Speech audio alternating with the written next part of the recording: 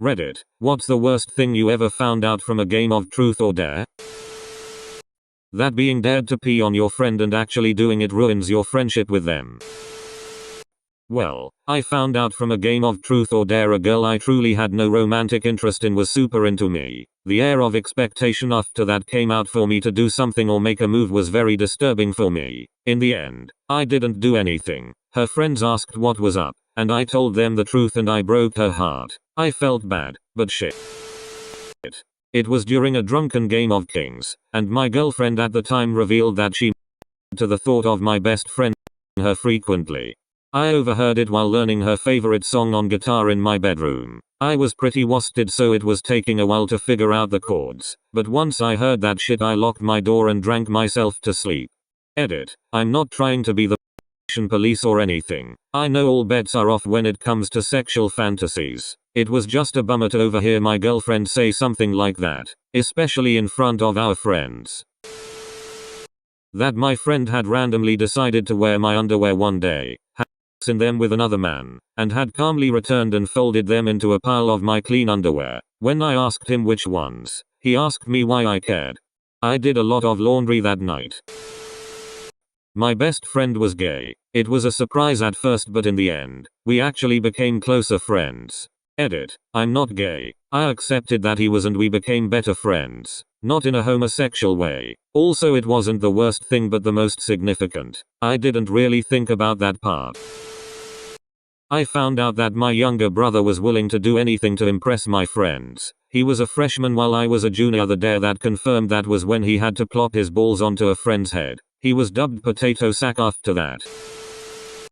That the Chinese government does not approve of drunk people streaking on their streets. Edit. Okay, so a lot of people apparently cannot see my reply containing this story later in the comment thread, so I'll just post it here.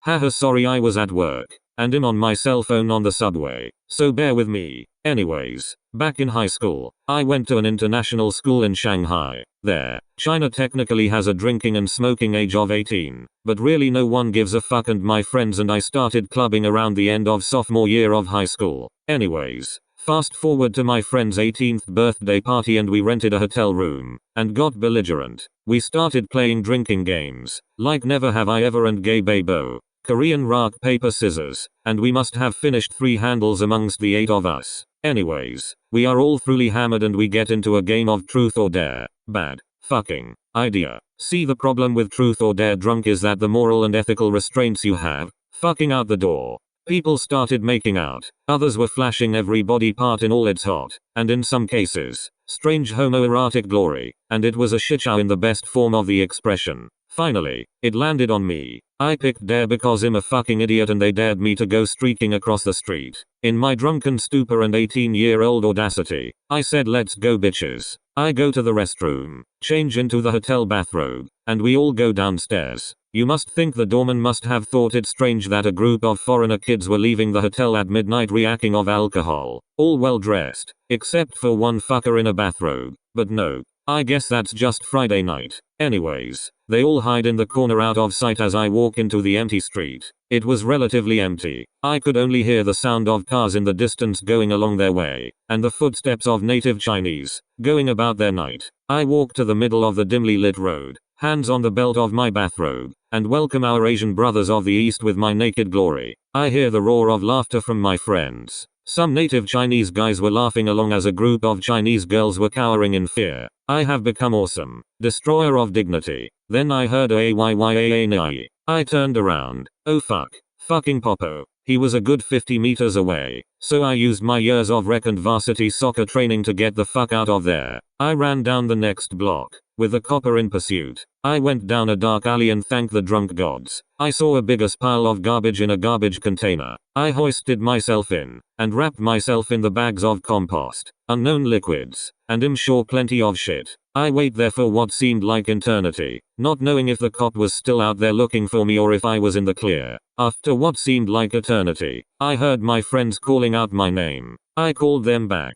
They came down my alley. I emerged from the garbage, baptized by the pool of filth and shit and trash. My transformation has been complete. In the spectrum of my life's journey, I have now forged my new identity, and that is why my friends call me Dirty Mike. That I was the other woman. Not in Truth or Dare, but a game of Never Have I Ever. The question was about whether or not you've ever been involved in an affair. I said I hadn't, and my boyfriend at the time announced in front of everyone, "Yeah, you have. 2 years ago when we broke up and got back together while I was with Carolyn." That was news to me. I remember her calling him a lot for weeks after we got back together, but he never answered and called her psycho. Ugh. This game almost always ends in a confession that makes everyone uncomfortable. I'd suggest never playing this game with loaded questions. A very good friend of mine confessed he didn't think his dad was his natural father. This goes back to being teenagers and being drunk when playing. Well, everyone kinda clicked when he said it. He had an oval-shaped head, skinny guy with blonde hair. His dad and younger brother were stocky and had a round face and freckles. It was obvious. Just something you don't think about being 16, 17. He went on talking about how his dad never really accepted him, and how he did things for his dad over the years to make him worthy in his eyes, but never got treated the same as his younger brother. Was really sad. I guess at some point people need to get shit off their chest, but this game starts as fun and normally doesn't end well. I got this one. I was about 19, and had never really played it before. And I was kind of socially awkward. Anyway, big group of people at a friend's apartment decided to play. I can't remember who said what, but it probably went on for only 10 minutes before it comes to my turn. By this point it's kind of clear that our group is not the kind of group that plays Truth or Dare very well, very creatively or with any enthusiasm. In fact, I think we were only playing it because we saw the characters on Friends playing it, but I digress. So anyway, it's my turn, and having completely no idea what to ask anyone to do or say, I ask a pretty girl in the group, who happened to be French Canadian, "What's the most salacious sexual story you have? Did I mention I'm a nerd? Full stop." Anyway, the girl slightly misunderstands salacious and gets upset. "Do you really want to know? Do you really want to know that?" My time to shine. I found out the girl I just started dating had been in a foursome with some 40-year-olds, and she was 20 years old at the time. I thought that it was pretty intense, and this girl is far more experienced than I had previously been led to believe. It wasn't a deal breaker, but it was shocking because I assumed she was rather innocent. I almost got to have a threesome whilst playing Truth or Dare, but passed out. It was New Year's 2001. Had two girls making out with me and each other on my bed in a hotel room during a game of Todd. Next thing I know, I am waking up. I was so crushed that I passed out. They both confirmed it would have happened. Still haven't gotten another chance since then. I guess I found out that sometimes getting super drunk should not be top priority. I found that out, but still haven't learned. We played it at a family gathering once. It was my mom's turn, and being elderly she opted for a truth for fear of her dare being physically rigorous. I laughed and said, "Okay, tell us a truth." She responded, "You were a late turn that survived." We don't play Truth or Dare at family gatherings anymore. A friend of mine was playing with some friends. I was there but not participating, and we found out her boyfriend at the time had been in a threesome. The people involved, him, his dad and his mom's best friend. Haven't actually learned anything bad from Truth or Dare, so I'll share best. Hottest girl we were playing with got dared to kiss the hottest guy playing, and she kissed me. Major confidence boost for a high school kid with self-image problems. I've run Tordle.com, Truth or Dare online, for about 10 years now, so I've been indirectly horrified by thousands of terrible things from all of you. Seriously, though, there are lots of really dark things that people like to admit: betrayal, abuse, regret, crimes, and worse. I've posted this before, but I think many of us are just looking for an outlet for our secrets, and Truth or Dare provides a socially acceptable conduit. And people are pretty freaky given the chance.